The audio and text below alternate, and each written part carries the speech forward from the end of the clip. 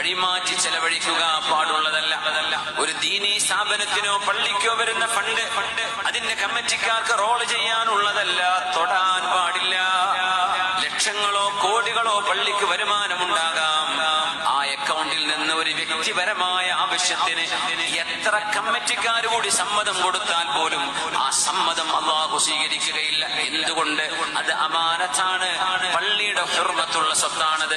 ഒരു വ്യക്തിക്ക് ഉപയോഗിക്കാനുള്ളതല്ല, ഒരു വ്യക്തിക്ക് ഉപയോഗിക്കാനുള്ളതല്ല.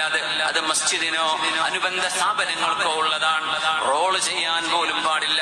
ഇന്ന് ഒരു 10 ലക്ഷം അടിക്ക് നാളെ ഞാൻ തിരിച്ചു തരാം എന്ന് ചോദിക്കുന്ന ആൾ ഒരു പക്ഷേ പള്ളിക്ക് 50 ലക്ഷം കൊടുത്ത ആളായിരിക്കും. പക്ഷേ ഈ 10 ലക്ഷം കൊടുക്കാൻ പറ്റുമോ? കൊടുക്കാൻ പാടില്ല. എന്തുകൊണ്ട്? ഇത് അമാനത്താണ്, യതീമുകളുടെ സ്വത്ത്. മുതഅല്ലിമീങ്ങൾക്ക് വഖഫ് ചെയ്തത്, പള്ളിക്കും മദ്രസക്കും വഖഫ് ചെയ്തത്